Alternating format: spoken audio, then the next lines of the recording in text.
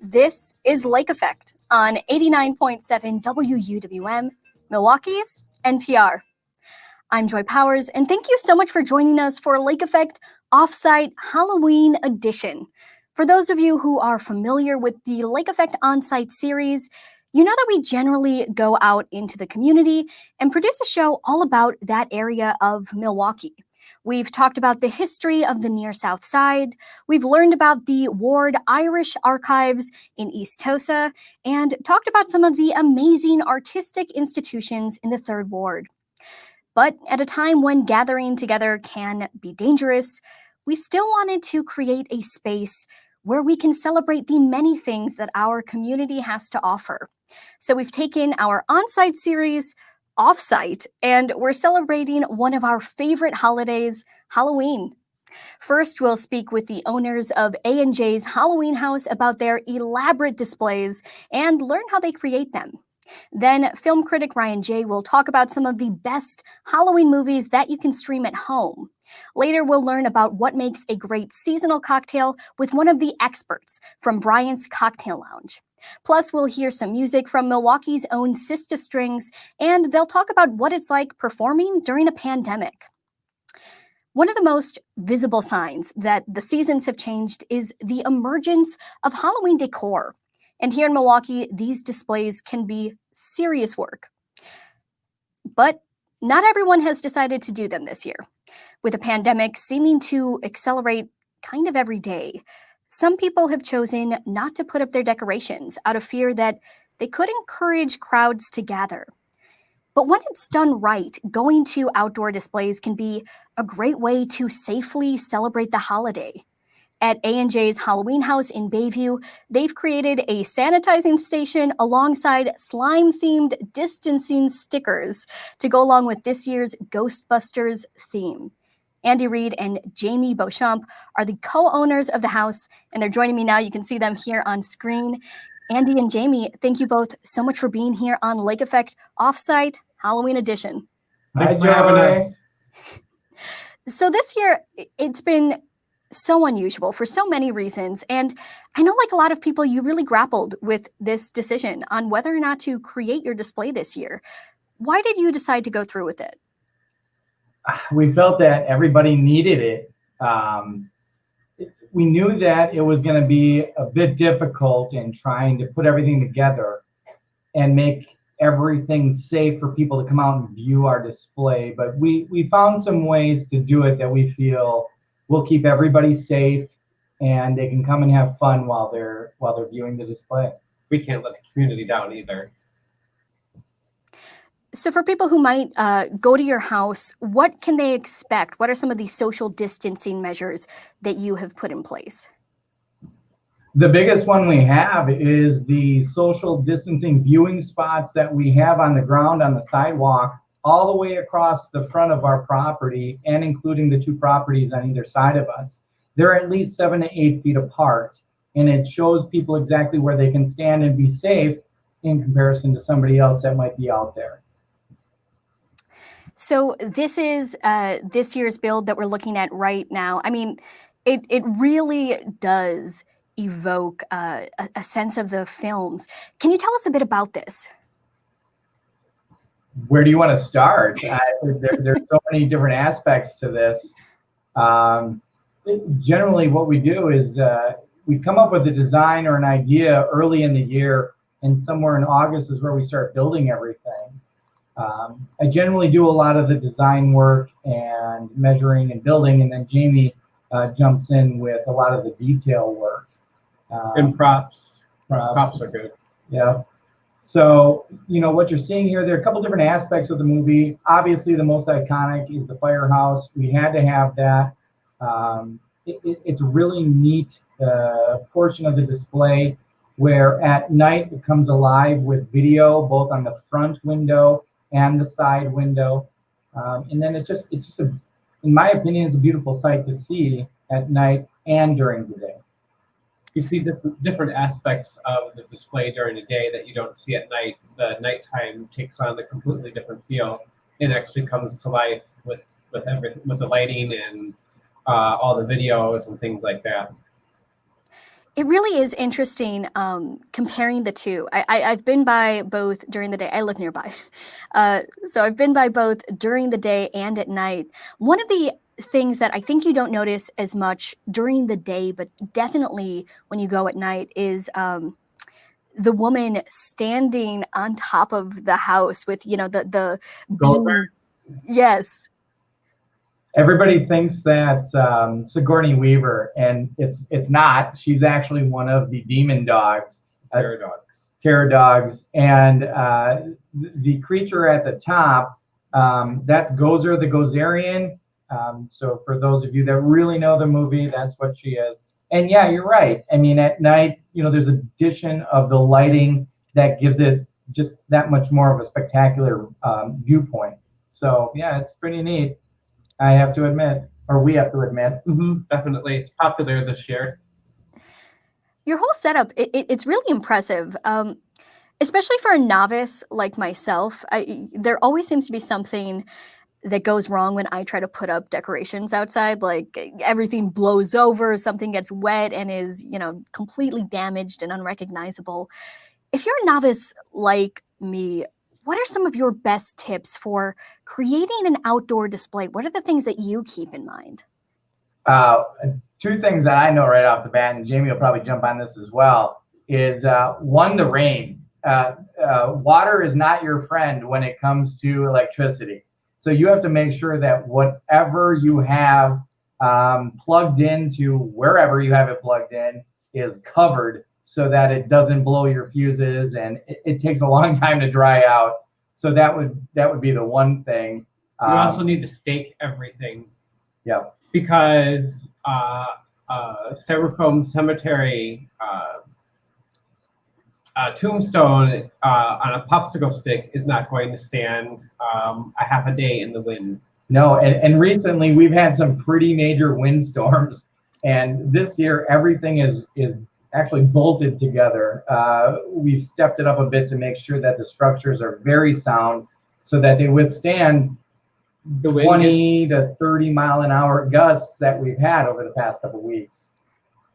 With the styrofoam gravestones, they're down. You've seen mine. But we don't generally have those, and we're not making fun of those because we appreciate every decoration that everybody puts out.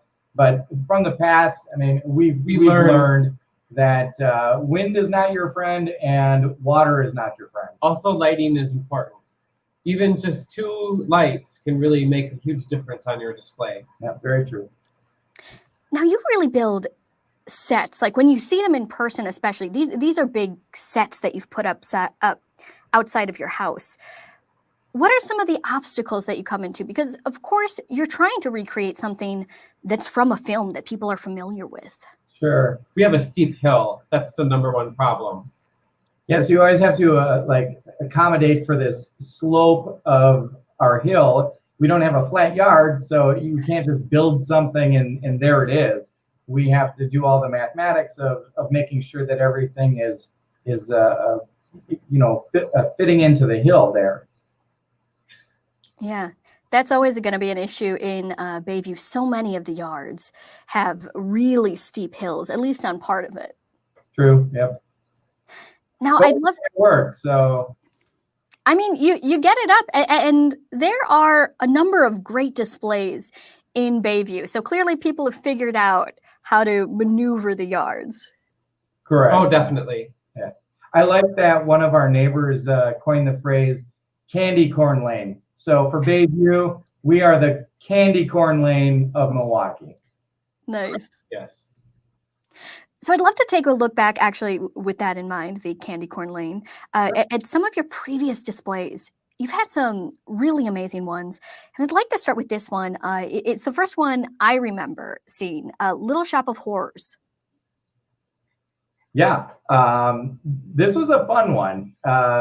Jamie owns his own flower shop, and we had to incorporate that idea into what can we do for Halloween one year. and we came across Little Shop of Horrors, which is a fun movie, very enjoyable. So we decided to go with that. But this was a different set.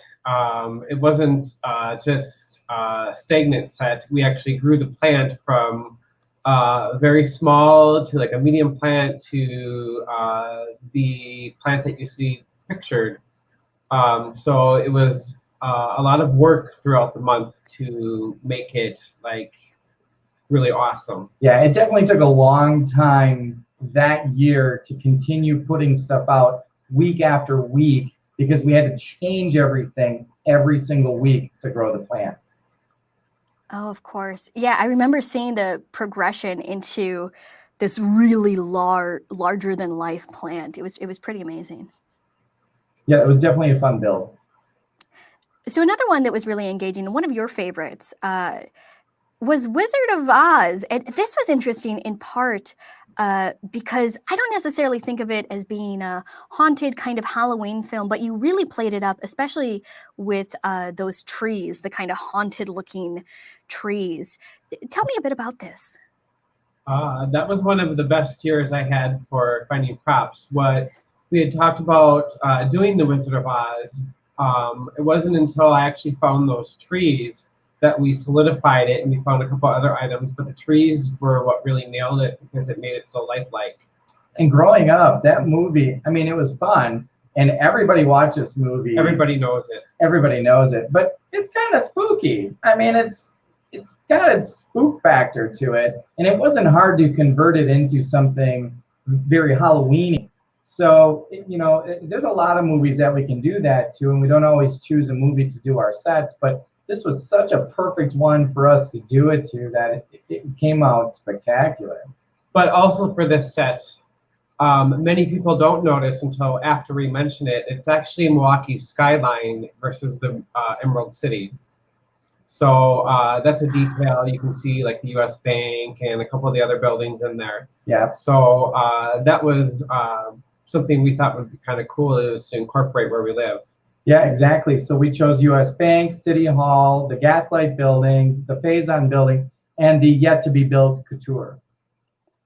Wow. Yeah, I hadn't noticed that until you just brought it up. That's pretty impressive. Thank you. So this actually, going back to your build this year with Ghostbusters, this isn't the first time that you've done Ghostbusters. We have actually a photo of your original display. Why did you decide to revisit Ghostbusters? It's a great movie. and technically this was the year that they were supposed to be coming out with the fourth movie, but the third in line to the original. And so we were paying homage to the series by doing this, but then with COVID, they did not release the fourth movie. But we still went forward with it because it is a fun... it's a crowd favorite. It is definitely a crowd and favorite. A lot of like really young kids know the movie, as well as surprisingly all of us 80s kids. Yeah. Or late 70s kids. So that year, that year was focused more on Stay Puft, you know, walking through the city. Again, you can see the skyline of New York. Brooklyn Bridge. Yep. There was just a lot of fun stuff within that display as well. And that was a very popular year as well as this one is. Mm-hmm. I'd love to reiterate, we are talking about the Bayview neighborhood. We've had some questions about that. The A&J's Halloween house is located on Clement Avenue in Bayview. South side, not Bayside, Bayview. Clement in Idaho. So between Kinnicknick and Oklahoma. Correct, yeah. Alrighty. So do you have any future kind of dream themes that you'd like to tackle as you look kind of to the future of A&J's Halloween house? We have quite a few years planned out already. We don't generally let the public know what they're going to be until a little bit closer to at least the build time. Understandable. Are there any other kind of film, and you don't have to say when it's going to happen, but anything that you'd like to share with us, a kind of preview of a decade from now? I would still love to do a version of Star Wars. I get some opposition, but I think someday we will have some version of Star Wars out front. Or the Wheel of Misfortune. Oh, yeah. Or A Gremlins. spooky spin on Wheel of Fortune. Or yes, Gremlins is good. Clowns are always great. I know Beetlejuice is in the works. So we have a few. Yeah, we definitely have quite a few ideas for down the road. Alrighty, so in the decades to come, there's much more to enjoy.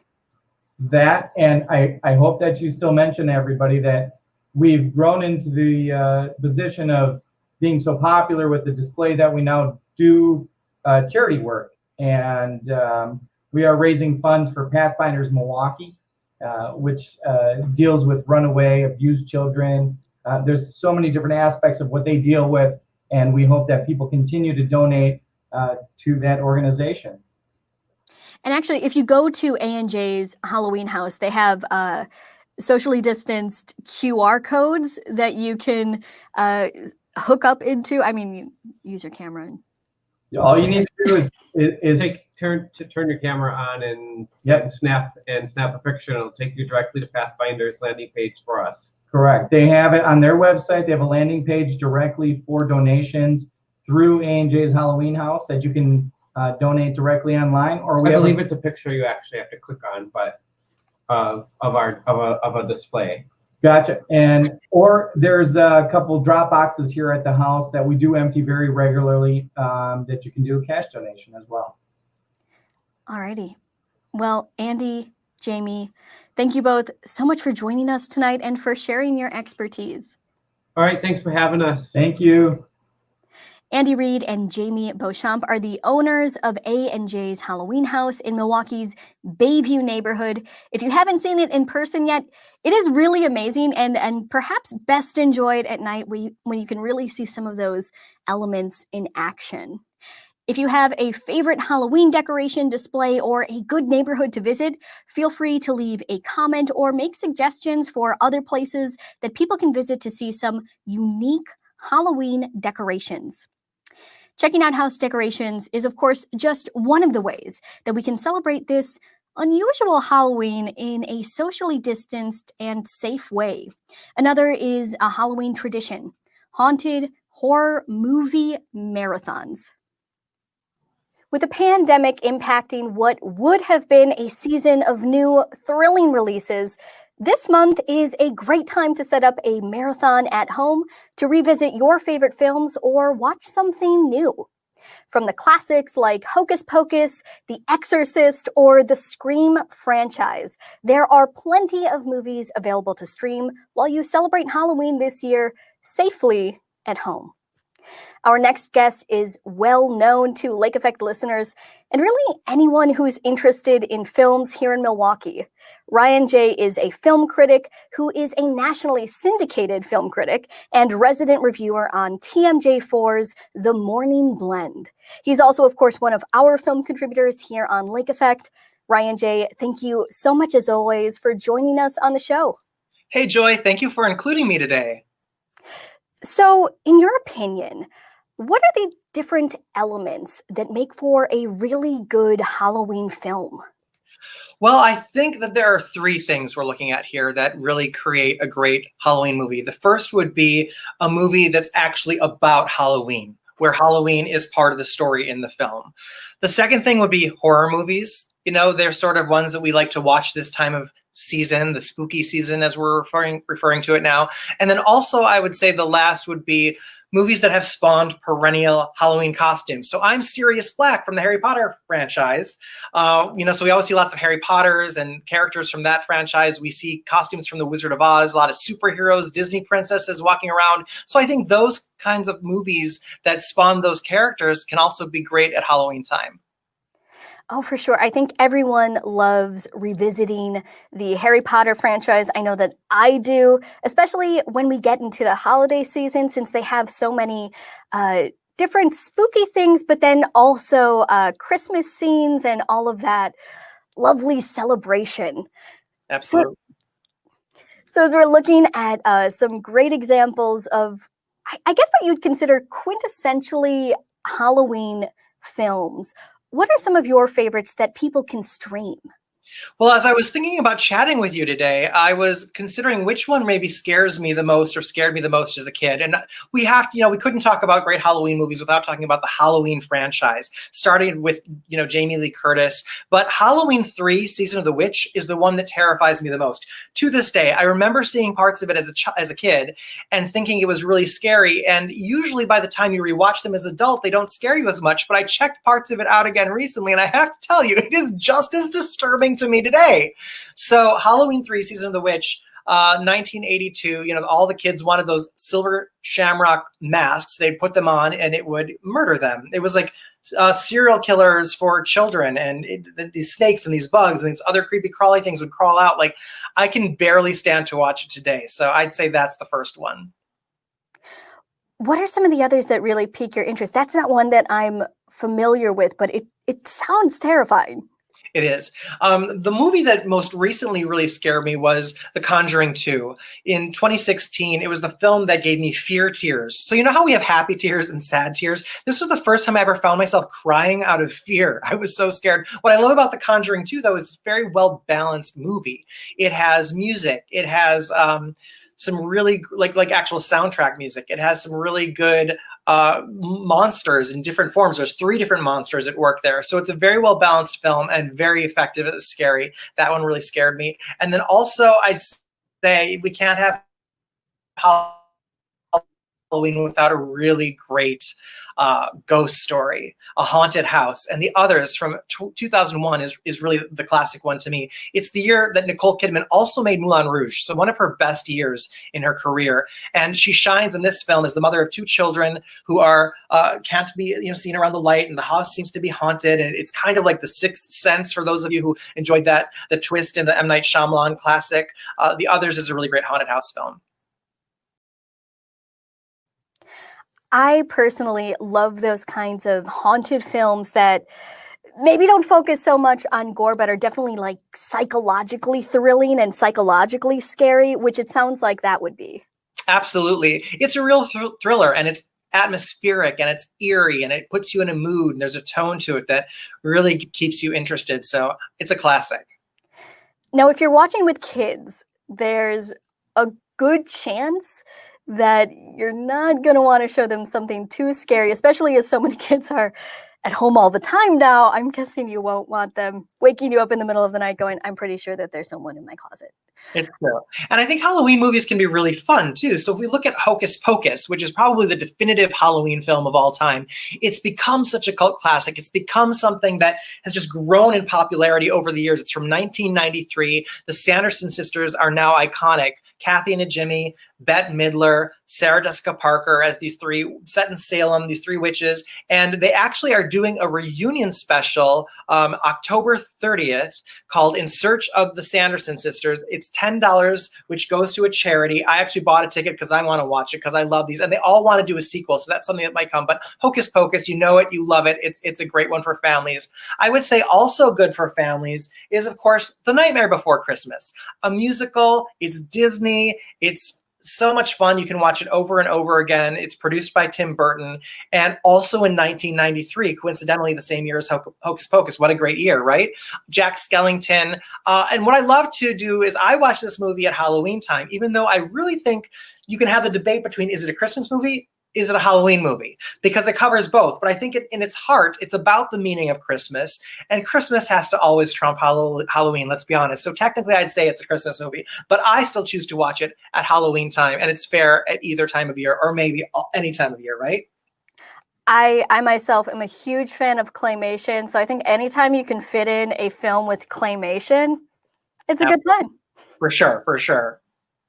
All right. Are there any other happier Halloween films for families that you might suggest? Absolutely. I was actually talking with Audrey Nowakowski about this. We're real good friends. She's also a film critic. And we were talking about Little Shop of Horrors because it has all those great characters. It's like, it has horror in the title. It's not really a horror film, but it's creepy and it's fun for the family. It's a musical. And actually, not many people realize that the songs in this show, and it came from Broadway. It was off Broadway in the movie. It's been on Broadway. The songs were written by Alan Menken and Howard Ashman. The whole script was by Howard Ashman too. They did all the songs for The Little Mermaid, Beauty and the Beast, Aladdin. So, you've got magic when you're dealing with that kind of caliber of song, right? Indeed, you do. And I was surprised to find out that in some ways, Little Shop of Horrors is a remake. I happen to be, speaking of streamable films, I happened to be going through, I think it was Amazon, and there was a Little Shop of Horrors. It was this old B film, and it was fascinating to see how these characters were first created and how they really developed from that point. You're right. And actually, there's right now on Disney Plus, for any subscribers of that, there is a really great documentary called Howard about the life of Howard Ashman, who wrote all those great songs from these classic movies. And it talks about what his inspiration was back in New York in the day prior to ever working for Disney, how he was exposed to that Little Shop of Horrors story and that film, and how it inspired this version. Nice. So, speaking of remakes, it seems like it is part of the Halloween tradition to do both these kinds of sequel films that add on to the stories, but also remakes of original stories that we all love. So when it comes to these streamable films that are remakes, what are some of your favorites? I love Roald Dahl, Charlie and the Chocolate Factory, and The Witches. And The Witches is a classic film from 1990 with Angelica Houston, but we're getting a brand new version that's coming out this week, actually, this Thursday on HBO Max, directed by my favorite director, Robert Zemeckis, who did Forrest Gump. He did Death Becomes Her, Contact, Who Framed Roger Rabbit, all the Back to the Future movies. I mean, he's just the best. I've interviewed him a bunch of times. He's so cool. But he's now put his spin on The Witches. Again, if you've got HBO Max, it's a reason to get it. It's coming out this Thursday, starring Anne Hathaway and Stanley Tucci, an Oscar winner, Octavia Spencer. I'm watching it for the first time later today so I can review Friday on TMJ4. But this is I'm sure it's going to be a great remake. I just love anything Robert Zemeckis does. Nice. What are some of the other remakes that you think have been really successful? Well, one more that's coming up before we talk about a really successful one after this one is The Craft Legacy. The Craft Legacy is coming out next week. It opens Wednesday, October 28th, and it's going to be streaming also. And this is based on a movie that I absolutely love. One of my favorites is The Craft, with Fairuza Balk and Nev Campbell. So The Craft Legacy is a reboot to that movie, but also it's a kind of a remake or a sequel. So I think that we have potential here for more in the franchise. Again, The Craft was a movie that was sort of ahead of its time and wasn't that big of a box office hit, but has really become a very successful cult classic. So The Craft Legacy is one to look out for also. Nice. So what are some of those other films? Oh, so It was huge, right? I mean, it was based on the Stephen King novel and then the TV series, and then it was remade into this very successful film franchise. So It and It Chapter 2. And I just love how it did so well. It made over $320 million in the US alone. It was made for only $35 million worldwide. It made, get this, $666 million, kind of a Halloween number there. And the clowns, a lot of people find clowns very scary. I don't, but I certainly find the clown in It scary. So it's a fun one to watch this time of year also. I just happened to watch, I believe it was Pet Sematary, and I think that was also a remake, the new version of Pet Sematary. Absolutely. Those Stephen King films, they always start and they're always so benign, and then you get absorbed into the plot and you go, oh no. Yeah. He has a very dark mind. And thankfully so, right? Thankfully, especially this time of year. Mm-hmm. So as we're looking toward new releases, of course, so many things have been put on hold. We know that there were a bunch of films that were scheduled to go up that had to stop. But there are some things that are coming online. And of course, there's so many classics to enjoy that are on streaming websites. So for you personally, what are you looking forward to watching this year? Well, for me, I actually like to be scared, and I like horror as a genre. And I feel like I ask very little of movies when I go to see a horror film, and that's just to be scared. And so many of them don't scare me, but you can count on some to always scare you. And that's like The Exorcist. So if I really want to be scared and have trouble falling asleep at night, I'll put that movie on. I think that's really fun. Movies that I'm looking forward to that were going to be released this year that were pushed back are like The Candyman. I can't wait to see, and that's a remake. And also The Conjuring 3 is coming out. You just heard me talk about how much I loved The Conjuring 2, so I can't wait for that one. And there's a new Halloween sequel that Jamie Lee Curtis has coming out. A Quiet Place 2 was supposed to be coming out in March, just as theaters were closing down for the pandemic. So we have a lot of really great movies to look forward to. I'm excited about that Candyman. I have a friend who's actually in it. It's maybe her breakout role. No way. Yes. So stay Is she tuned. from here? She is from Lake Geneva, Wisconsin, which is where I am from. Her name's How Heidi cool. Angerman. She was one of my mom's students. So very excited to see Candyman. Also, of course, it's being directed by Jordan Peele, and who doesn't love his work? Oh, he's brilliant. Well, Ryan J., thank you so much for sharing these films with us, as always. Thank you, too. It was great chatting with you, Joy. Happy Halloween. Yeah, happy Halloween. Ryan J. is a nationally syndicated film critic and resident reviewer on TMJ4's The Morning Blend and Saturday News. He's also, of course, one of our regular film contributors, and you can find many of his interviews with Lake Effect's Audrey Nowakowski at our website, wuwm.com. I love. So if you're like me, when you watch scary movies, you like to have a drink nearby, especially for those more intense moments. Seasonal cocktails are an essential part of fall, whether it's a classic hot toddy to keep you warm on these cool autumn nights, or a Tom and Jerry to usher in the holiday season. But if you go to Brian's Cocktail Lounge here in Milwaukee, you'll find a lot more than the classics. Brian's is famous for its handcrafted and, in some ways, personalized drinks that can warm even the coldest of Wisconsin nights. It's also considered one of the darkest bars in America, which manager David Cornells warned me about as we were setting up this event, but we can still see him beaming through the darkness. Dave, welcome to Lake Effect Offsite. Hey, Joy. Welcome to the dark confines of my cocktail lounge. Actually, much brighter today than usual, but just enough to make sure that people can see what we're doing. You are definitely correct. There are a lot of schools of thought to autumnal cocktails, things that people like to come here for, as well as classics, things that people like to make for themselves at home. I thought that today would be kind of a good chance to feature two things.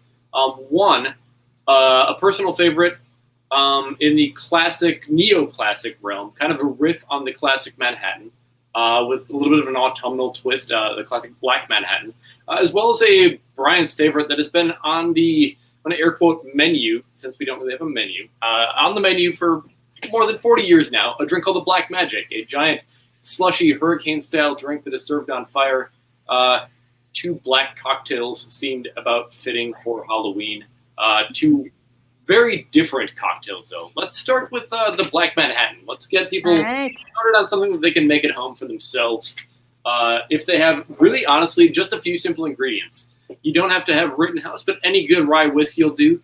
Even bourbon, if Canadian whiskey, not going to make or break this cocktail, but since we're following the classic Manhattan build, we'll do 2 ounces of rye whiskey to start. Then, if you're following the recipe on screen, you'll probably notice the biggest twist is this Manhattan does not use vermouth. Instead, the 2-to-1 ratio uses Averna. It is an Amaro from Sicily. As opposed to vermouth, it's much richer. It's got a little bit of like caramely, citrusy taste to it. It's just going to add a much darker, richer taste to this. Naturally, it's going to be that much more of a cozy, cold weather cocktail. And also, it adds a little additional kick. As opposed to your general sweet vermouth, the Averna does have a slightly higher proof, so it makes just a little bit stronger cocktail. Warming for the cold weather. All right, yeah. And then, whereas you would normally just use Angostura in a Manhattan, since the Averna does have a little bit of a citrusy twist to it, either Angostura orange or Regan's orange, a little bit of orange bitters in with your Angostura isn't going to hurt. You can serve this drink up. You can serve it on the rocks. That's entirely up to you. But like any classic spirit on spirit cocktail, just gonna put a little bit of ice, stir it up, and then either pour it over some fresh ice or pour it into a cocktail glass. Your call. This is honestly one of my personal favorites in the Manhattan adjacent cocktail realm, especially this time of year. I'm a very seasonal drinker, and so when the weather gets cold, I tend to gravitate towards the cocktails that just seem right for this time of year. So let's talk about that actually. What are some kind of classic holiday, specifically like autumnal cocktails that listeners might be familiar with? Honestly, probably one of the bigger ones that this is a riff off of is the classic Manhattan. Not a bad choice for this time of year either. Wisconsin Old Fashions are good all year round, but I feel like we see a general uptick in that sort of thing this time of year. And honestly, anything with spice, not like heat spice, but that cinnamon, clove, allspice, baking spice, ginger, all of those things that you associate with like pumpkin spice and Thanksgiving cooking, all of those flavors, if they can be in a cocktail, that's going to just make it a more popular drink around here this time of year. We tend to see very seasonal trends with drinks that people will not request in June, July, and August, but as soon as September rolls around, everybody's asking for them. Like, I gotta have it. Yeah. Pretty common occurrence with this one as well. I'm gonna just slide this one off to the side, just out of frame. Before you do that, I'm gonna just tell listeners, if you have a favorite Halloween or fall cocktail, either one, feel free to leave a comment. And Dave might be able to give some tips on how to put a unique twist on it. Yeah. Honestly, this is a prime example of what I enjoy doing, what Brian says well, what honestly any good cocktail lounge does well. There are a lot of good, well-established classics and forms. The simple 2-to-1 Manhattan build. That if you have one of the elements and you have perhaps a slight twist on the other element, you can really find some exciting ways to kind of rewrite that script. This Black Manhattan, it's not an original of my own. It is not a Brian's cocktail. This is a neoclassic that's been around for about a decade now. But really what it stems from is taking a classic that you might enjoy and being like, if I like this, and I like this ingredient, how can I maybe combine the two? How can I kind of flip the script on this cocktail and make something unique out of it? For sure. So you have another cocktail that you're going to make for us. And what I will say is Brian's has its own kind of secret recipe. So we won't be sharing the ingredients for this cocktail. But tell us a bit about it. Yeah, this was one that you will have to come to Brian's to get. No other bar in America will make you. The recipe itself is a secret guarded under lock and key. I myself cannot share it. No other bartender here can share it. But it has been a favorite here for a long time. I feel like even if you've ever been to Brian's Cocktail Lounge, even if you have not had this drink, you have probably through the course of the evening seen somebody else get this drink. And you would notice it because it's a larger drink. It is a big slushy purple drink. It also just so happens to be served on fire, which is a selling point. I'll give it that.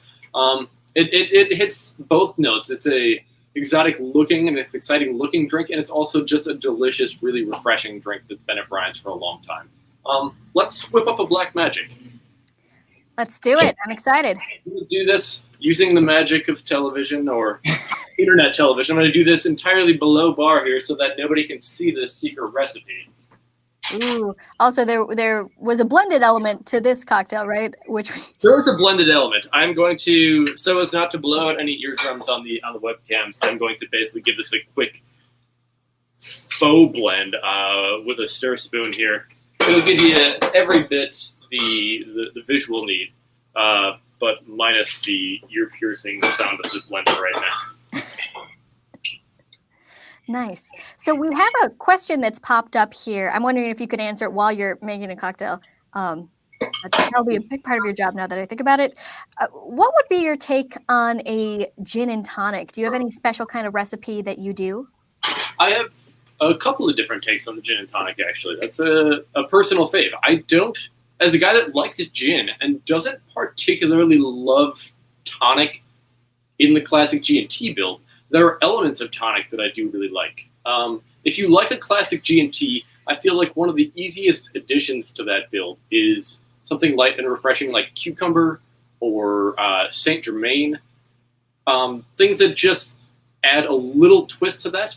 Also, if you like the kind of cinchona bark, if you like what people like about tonic water, you can do something like a Vesper. That is a long-standing classic Ian Fleming cocktail that we use Coqui Americano. It would sometimes use Quina Lillet if that was still a product made.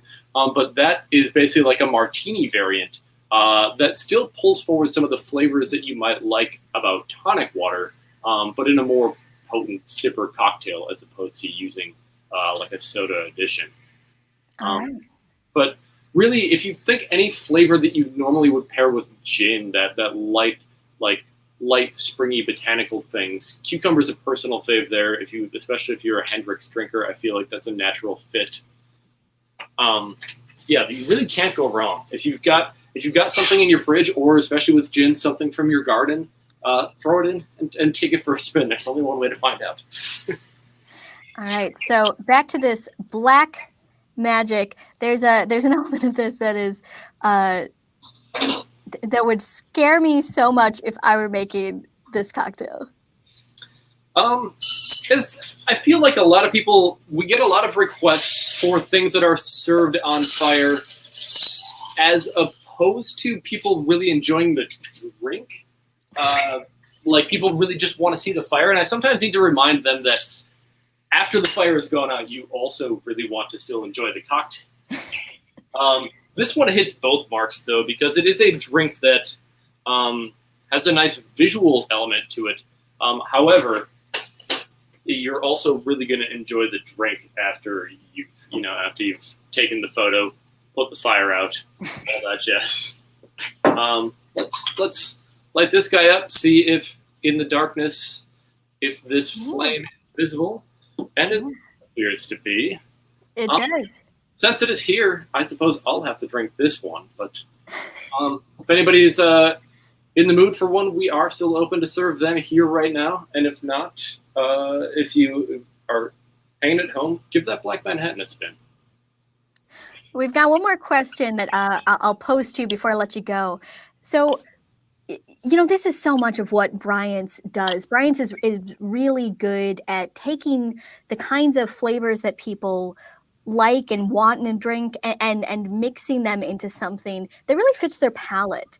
So can you make a fall mule for someone that doesn't enjoy apple or cinnamon? If you don't enjoy apple or cinnamon, that's actually a good challenge, because if you had just said fall mule, those are kind of the things that I would have zeroed in on. But you hit the first note. Any mule is going to use ginger beer specifically. So you're already kind of in that ballpark of fall and autumnal flavors. If you aren't a fan of cinnamon specifically, I would generally maybe err towards something just more like blanketed allspice, like a dram. Bitter Truth makes a really good allspice dram. We make a really good house one that we use in a number of drinks here. It's a very potent ingredient. So honestly, you could make your classic like Moscow Mule build and add maybe a quarter to a half ounce of that, and it's going to add a real kick of that spice. Things that you like about, like we were saying earlier, things that you would eat for dessert at Thanksgiving, classic like holiday desserts, things like that. Beyond that, honestly, it's not that far out of the realm of possibility, if you already have grabbed a bottle of Averna to make this Black Manhattan, to add a little bit of that same like richness is just going to be that flavor on top of the ginger is going to put you in that autumnal mood. All right. Well, Dave, thank you so much for joining us today and for sharing your work. No sweat. Thanks for having me. Dave Cornells is a manager and bartender at Bryant's Cocktail Lounge in Milwaukee. As many Milwaukeeans may know, the owner of Bryant's is also the owner of another venerable institution here in the city, the Jazz Estate. Before the pandemic, the Jazz Estate was known for its intimate shows with amazing musicians like Sister Strings. The Milwaukee-based duo combine their classical training with R&B and a touch of gospel to create their really unique sound. With Shanti Ross on violin and Monique Ross playing cello, the sisters have been building a following since 2014. Between the two of them, they've performed in some of the most reputable venues around the nation, including Carnegie Hall. Aside from playing more traditional shows, Sister Strings also go into schools and encourage young people to pursue the arts. We'll be speaking with the duo shortly, but before we do, here they are with their song, Goodbye. Woo! Hey. I would like to point out now that I am a deer in my Halloween costume. Nice. I'm a Sister String. You're a Sister String, this one?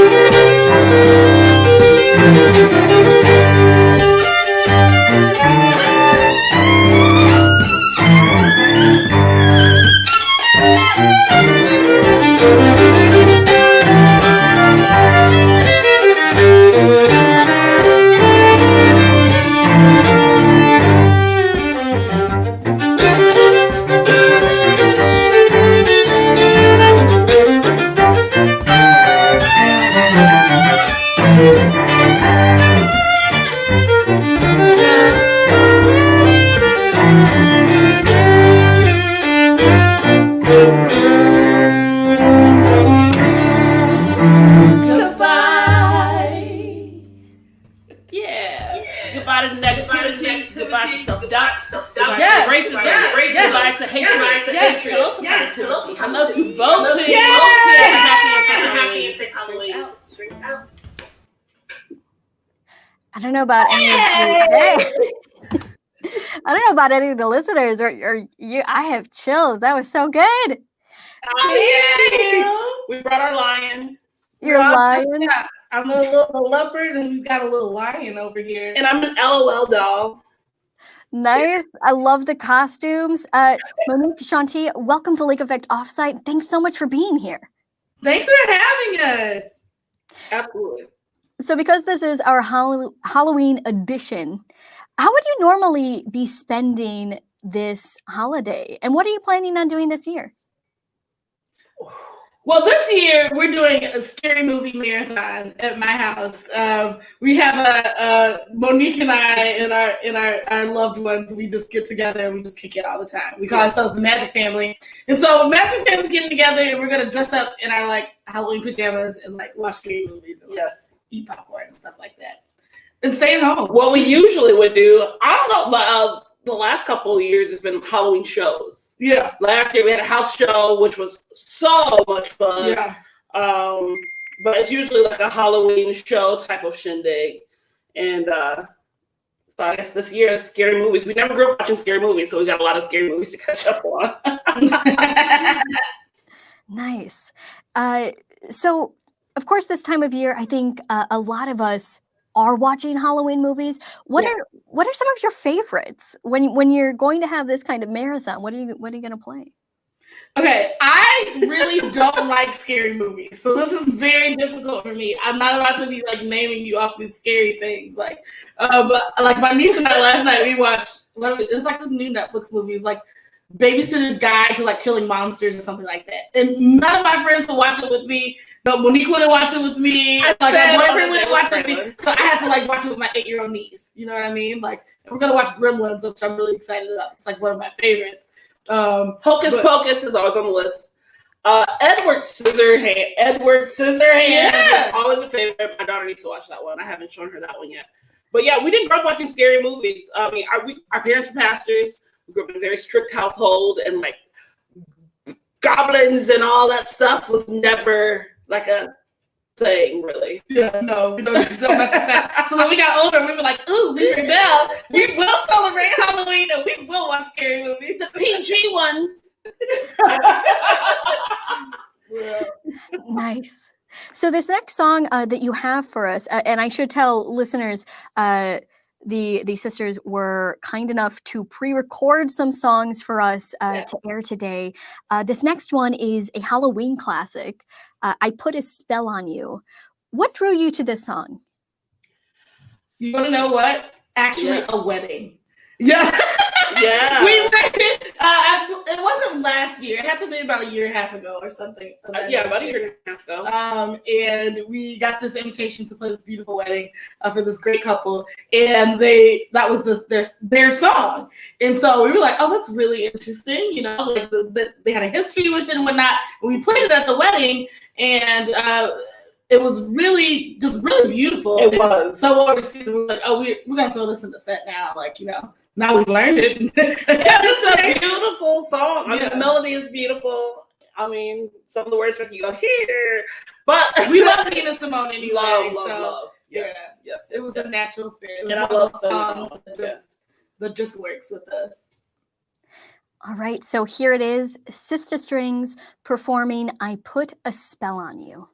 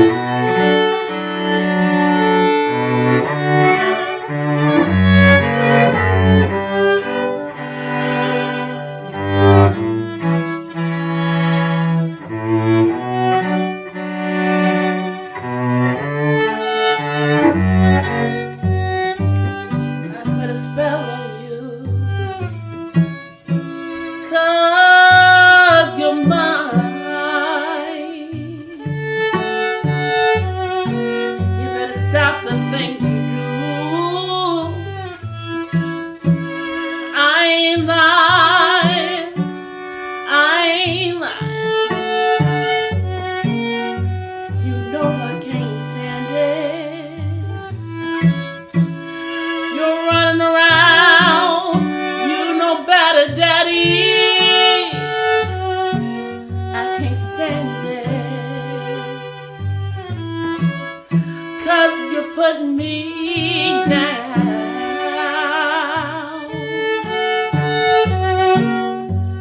I put a spell on you, 'cause you're mine. I put a spell on you, 'cause you're mine.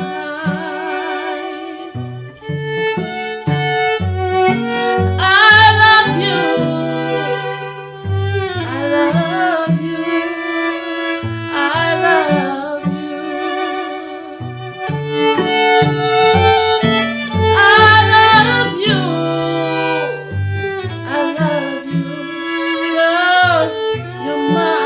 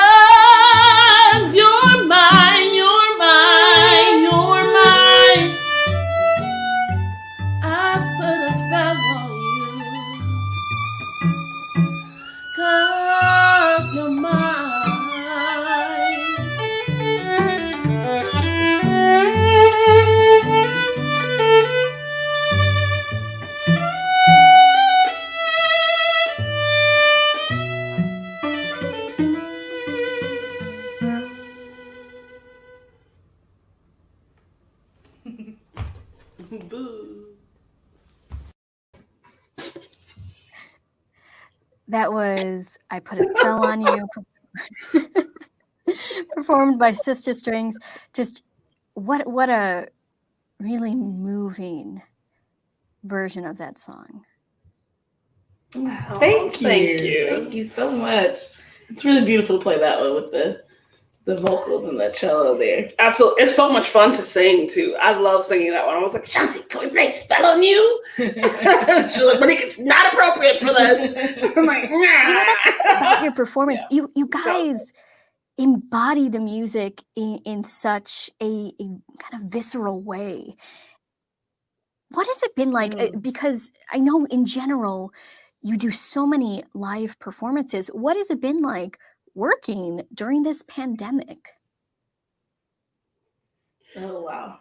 Yeah, honestly, well, for me personally, it started off difficult because I vibe off energy in the room. Right. Like some of my favorite shows are even some of the like the smaller intimate shows because you have the people there, you're all feeling it and experiencing the music together.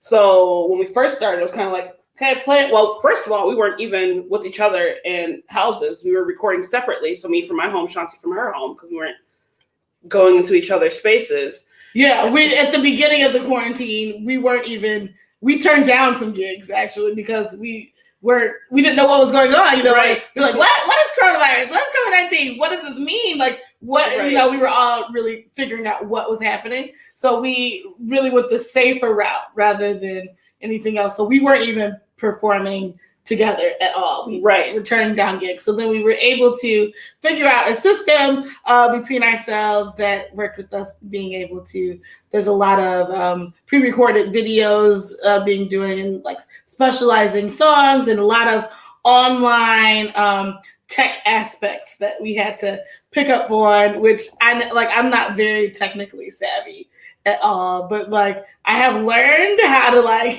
get on a stream and like get that mic connected and like get all these different things. So it's really been a growing experience. Absolutely. Being able to manage what's being needed, and there is still such a great love and support for the arts community I'm finding in Milwaukee and beyond, because like we need the arts, and like folks are definitely feeling that. So and as far as performance wise and energy and emotions, I feel like we've been able to dig more internally. Mm-hmm. And we've had some special moments where it's just been the two of us in a room. Recording could be pre-recorded or live, where you still are able to feel the message that you're giving, and what you're trying to express through your music, and learning how to portray that through, well, virtually rather than in person has been a learning experience. But I feel like it's also been awesome because we've had to dig deep, and not just rely off of other people's energy, which is also beautiful. I love other people's energies sometimes. Fair enough. Now, this next song, it's an original. It's called Cadenza for Shanti. Tell us a bit about this. Yeah, this one is I'm Shanti. So I wrote the song for myself in a lonely night that I was having. Monique and I lived together in this notorious old band house in River West for a couple of years, and during that time we were I think I would say that was where we kind of like started our base of building Sister Strings. Mm-hmm. and that meant like hanging out with a lot of other musicians, and a lot of people were always in and out of the house as a band house would be, and it came to a point where it started to get a lot quieter. I think I got a job and started working, so I needed to sleep and whatnot. And so it turned out to be a little more lonely and quieter around. And I just looked up one day and kind of noticed that. And I'm like, kind of felt like alone and worried. And a cadenza is usually a spot where if a soloist is playing with an orchestra, it's a concerto. Then at a certain point, the entire orchestra drops out, and it's just the soloist playing, and that's your cadenza. They're usually playing something very virtuosic and whatnot, just really crazy. But they're all alone, and I was like very poetic, and I'm like, I'm in my own personal cadenza.